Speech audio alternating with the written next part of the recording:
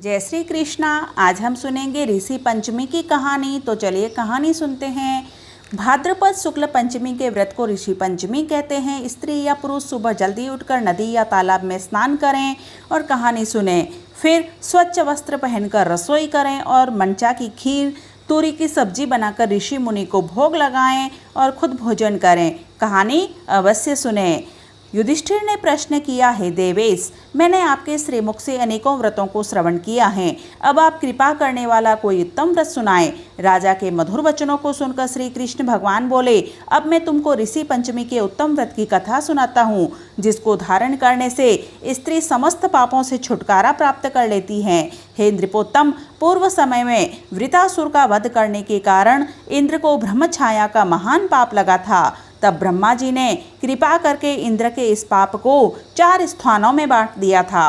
पहला अग्नि की ज्वाला में, दूसरा नदियों के बरसाती जल में, तीसरा पर्वतों में और चौथा स्त्री के रज में। उस रजस्वला धर्म में जाने अनजाने में उससे जो भी पाप हो जाते हैं, उनकी शुद्धि के लिए ऋषि पंचमी का व्रत करना उत्तम है। यह व्रत सब स्त्रियों को करना चाहिए। सतयुग में विदर्भ नगरी में स्थैनजीत नामक राजा हुए थे। वे प्रजा का पुत्रवत पालन करते थे। उनके आचरण ऋषि मुनियों के समान थे। उनके राज्य में समस्त वेदों के ज्ञाता, समस्त जीवों के उपकार करने वाले सुमित्र नाम का ब्राह्मण निवास करता था। उसकी स्त्री जयसी पतिव्रता थी। एक समय जब वह काम कर रही थी तो वो रजस्वला थी। उस गांव में ऋषि मुनि आए। उनके 12 साल का उपवास था। सुमित्र ब्राह्मण ने मुनि को 12 साल का पालना करने को कहा। घर आया, पत्नी से कहा, अच्छी रसोई बनाना। पत्नी ने पड़ोसन से पूछा कि वह तो रजस्वला है, रसोई कैसे करें। पड़ोसन ने कहा, 108 बार स्नान करना। उसने वैसा ही किया और मुनि को भोजन पर बिठाया। ऋषि ने देखा खीर में तो कीड़े पड़े थे। वह उठ गए और कहने लगे, तेरी स्त्री ने रजस्वला होकर रसोई बनाई है, यह तुम्हें पाप लगा है। 12 साल के बाद एक दिन हम पालना करते हैं, अब 12 साल कब आएंगे। मुनि ने श्राप दिया कि तुम कुतिया होगी और यह बैल होगा। दोनों आयु भोग कर मरे तो उनको कुतिया व बैल की योनि मिली, लेकिन उन्हें पूर्व जन्म का याद था। उसका बेटा सुमित था, वह भी विद्वान धर्मात्मा था। उसने अपने पिता के श्राद्ध के दिन उसने अपने घर पर ब्राह्मण को न्योता दिया। उसने रसोई में खीर बनाई। जब खीर का बर्तन पड़ा था तो ऊपर से चील सांप को लेकर जा रही थी। सांप के मुंह से जहर खीर में गिर गया। यहाँ वह कुतिया बाहर बैठी देख रही थी।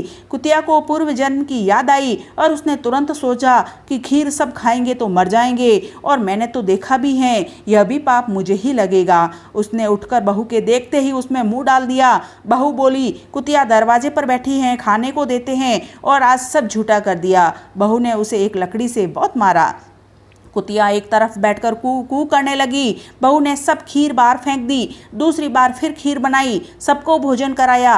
रात में सब सो गए।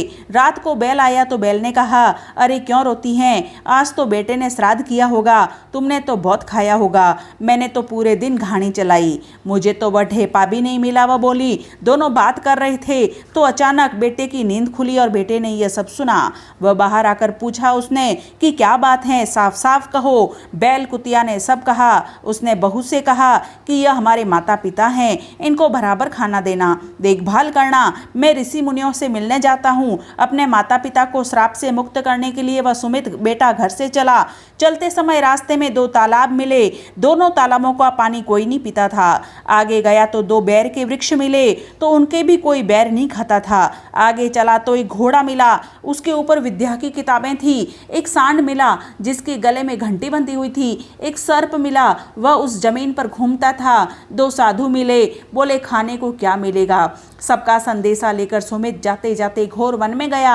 वहाँ एक छोटा मंदिर था, वहाँ पर लता के ढेर थे। सुमित वहाँ गया, लताओं को हटाया, जाले भी निकाले तो दिखाई देने लगा कुछ। उसने साफ किया तो 2 ऋषि मुनि दिखाई दिए। वे दोनों ऋषि मुनि तपस्या में लीन थे। उसने मुनि के चरणों में प्रणाम किया और सेवा करने लगा। जब 12 साल पूरे हुए तो दोनों मुनियों ने आंखें खोली। पैरों में कोई पड़ा है, उनके शरीर साफ थे। सुमित रोने लगा, क्षमा क्षमा मांगने लगा। मुनियों ने कहा, बेटा उठो।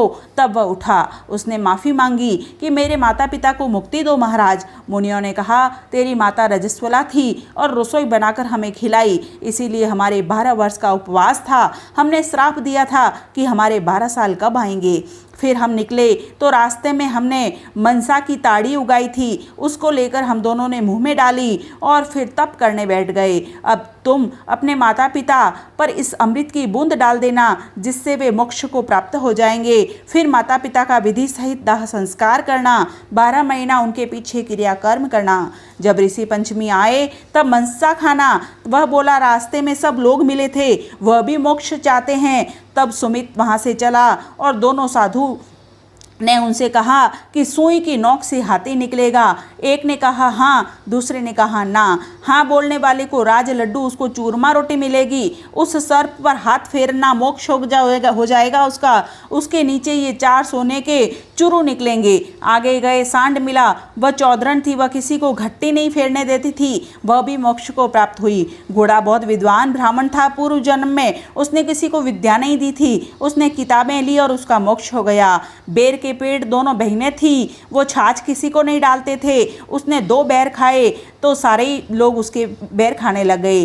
तालाब, माँ बेटी थी, बेटी माँ को धर्म करती थी और माँ बेटी को धर्म किया करती थी, उसने पानी पिया, अब सब लोग उसका पानी पीने लगे। सबका संदेश पूरा हुआ। वह अपने घर आया, पत्नी से बोला, फिर उसने अमृत का माता पिता बैल कुतिया के ऊपर छिड़काव किया और वह दोनों मोक्ष को प्राप्त हो गए। उसने रोना शुरू किया, लोग आए, उसका क्रियाकर्म किया। 12 महीने किए। ऋषि पंचमी को मनसा की सीरा, तूरी की सब्जी बनाई। ऋषि मुनि को धर्म दिया, मुनि तृप्त हुए और माता पिता पशु योनि से मुक्त हुए। इस प्रकार स्त्री रजस्वला धर्म में होती है तो उसे भ्रष्ट नहीं करना चाहिए। ऋषियों का धर्म सबसे बड़ा धर्म है। बोलिए कृष्ण भगवान की जय।